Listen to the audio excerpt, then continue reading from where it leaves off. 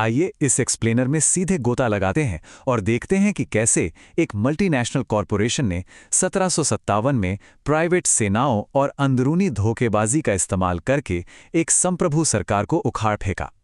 ये इतिहास की उन सबसे हैरान करने वाली घटनाओं में से एक है जिसने पूरी दुनिया का नक्शा ही बदल दिया।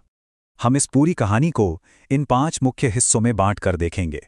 कॉरपोरेट साम्राज्य की शुरुआत, कलकत्ता का उत्प्रेरक, बड़ी साजिश, प्लासी का युद्ध और अंत में एक साम्राज्य का जन्म। चलिए शुरू करते हैं। पहला भाग, एक कॉरपोरेट साम्राज्य की शुरुआत।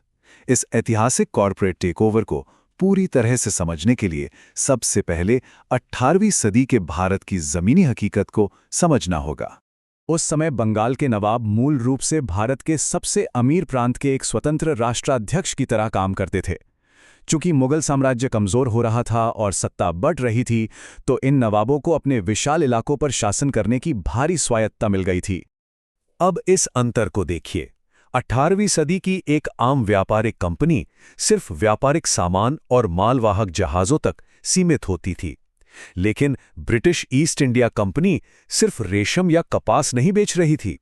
उनके पास भारतीय तटों पर पूरी तरह से किलेबंद सैन्य ठिकाने, अपनी खुद की प्राइवेट यूरोपीय और भारतीय सेनाएं और भारी हथियारों से लैस नौसैनिक बेड़े थे। ये कोई आम कंपनी बिल्कुल नहीं थी। दूसरा भाग, कलकत्ता का उत्प्रेरक। ये शांति तब अचानक टूट गई जब सिराज-उद-दौला नाम के एक युवा फ्रांसीसी समर्थक नवाब ने सत्ता संभाली और ब्रिटिश सैन्य विस्तार पर रोक लगाने का कड़ा फैसला किया। घटनाक्रम बहुत तेजी से बदला। एक किले के निर्माण को लेकर शुरू हुआ छोटा सा विवाद देखते ही देखते पूर्ण क्षेत्रीय युद्ध में बदल गया। नवाब की सेना ने कलकत्ता पर कब्जा किया तो रॉबर्ट क्लाइव के नेतृत्व में ब्रिटिश सेना ने पलटवार किया। उन्होंने न केवल कलकत्ता वापस लिया बल्कि फ्रांसीसी किले चंदनगर पर भी कब्जा कर लिया। यहीं पर एक बहुत ही विवादास्पद घटना हुई जिसे ब्लैक होल ऑफ कलकत्ता कहा जाता है। ऐतिहासिक दावों के मुताबिक नवाब की सेना ने 146 ब्रिटिश कैदियों को एक छोटी सी कालकोठरी में बंद कर दिया था, जिनमें से केवल 23 ही जिंदा बचे। ये घटना ब्रिटिश प्रतिशोध और कर्नल रॉबर्ट क्लाइव की तैनाती का सबसे बड़ा बहाना बन गई। तीसरा भाग, द ग्रैंड कॉन्स्पिरेसी, यानी एक बहुत बड़ी साजिश।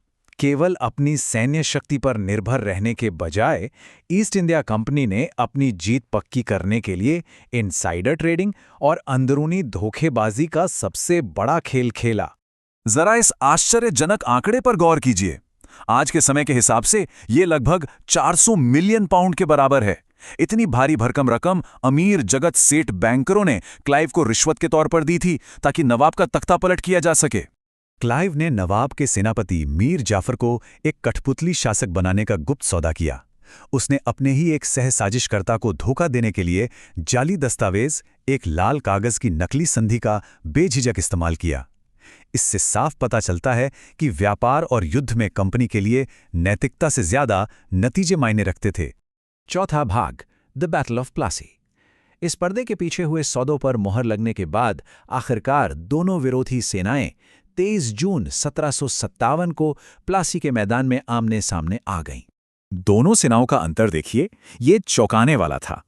ईस्ट इंडिया कंपनी की सेना नवाब की विशाल सेना के सामने 15 गुना छोटी थी। नवाब की सेना को फ्रांसीसी तोपचियों और युद्धक हाथियों का भी समर्थन प्राप्त था। कागज पर तो ये कोई मुकाबला ही नहीं लग रहा था। लेकिन यहां एक बहुत दिलचस्प बात है। युद्ध के मैदान में कंपनी के अधिकांश सैनिक वास्तव में अत्यधिक प्रशिक्षित भारतीय सैनिक ही थे, जिन्हें सिपाही कहा जाता था। ये सैनिक बंदूकों से लैस थे और यूरोपीय सैन्य मानकों के अनुसार बहुत सख्ती से प्रशिक्षित किए गए थे। अपनी विशाल संख्या के बावजूद नवाब की कई गंभीर कमजोरियां थीं। उनकी तोपें बहुत भारी थी, जो बैल और हाथियों की गाड़ियों पर रखी थीं। उनकी गोलाबारी की गति बहुत धीमी थी और पैदल सेना में ज्यादातर अप्रशिक्षित सामंती लोग थे। और सबसे बड़ी कमजोरी, उनके प्रमुख जनरलों को दुश्मन पहले ही गुप्त रूप से खरीद चुका था। और फिर मौसम की एक अचानक आई घटना ने सब कुछ बदल दिया। भारी बारिश से नवाब का खुले में रखा बारूद पूरी तरह बर्बाद हो गया। नवाब के वफादार घुड़सवारों ने यह सोचकर हमला किया कि अंग्रेजों की तोपें भी भीग गई होंगी, लेकिन अंग्रेजों ने अपना बारूद ढककर रखा था। उनकी गोलाबारी में वफादार सेनापति मीर मदन खान मारा गया। सिराजुद्दौला घबरा गया और जब मीर जाफर के सैनिकों ने युद्ध में भाग लेने से इनकार कर दिया तो नवाब को पीछे हटना पड़ा। उस समय के ऐतिहासिक वृत्तांत उस तकनीकी आतंक की एक ज्वलंत तस्वीर पेश करते हैं जो अंग्रेजों ने पीछे हटी हुई असंगठित बंगाली सेना पर ढाया था। यह सिर्फ बंदूकों की आवाज नहीं थी, बल्कि एक पुराने सैन्य युग के अंत की गूंज थी। हताहतों की संख्या से पता चलता है कि इस युद्ध का अंत कितना अप्रत्याशित था। वैश्विक इतिहास को बदलने वाले इस निर्णायक युद्ध में दोनों ओर से मारे गए लोगों की संख्या अविश्वसनीय रूप से कम थी। कंपनी ने मात्र 22 सैनिक खोकर भारत के सबसे अमीर प्रांत पर कब्जा कर लिया। 5वां भाग, एक साम्राज्य का जन्म। युद्ध के बाद भागते हुए सिराजुद्दौला की हत्या कर दी गई और विजयी कॉर्पोरेट अधिकारी अपना भारी मुनाफा और सत्ता का दावा करने पहुंच गए। ये केवल एक सैन्य जीत नहीं थी, यह एक प्राइवेट व्यापारिक कंपनी द्वारा 3 करोड़ लोगों के कर राजस्व और आर्थिक उत्पादन का पूर्ण अधिग्रहण था।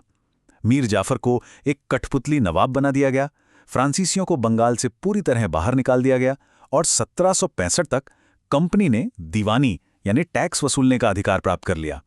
एक व्यापारिक कंपनी अब एक शासक बन चुकी थी। इस एक्सप्लेनर को खत्म करते हुए हमारे सामने एक बहुत बड़ा सवाल खड़ा होता है। अगर एक अकेली व्यापारिक कंपनी रिश्वत, धोखे और समय पर आई बारिश की मदद से एक पूरा साम्राज्य खरीद सकती है, तो संप्रभु सत्ता असल में कितनी नाजुक होती है और आज की आधुनिक दुनिया में ग्लोबल कॉरपोरेशंस किस तरह का प्रभाव रखते हैं। ये सच में एक ऐसा उकसाने वाला विचार है जिस पर गहराई से सोचने की जरूरत है।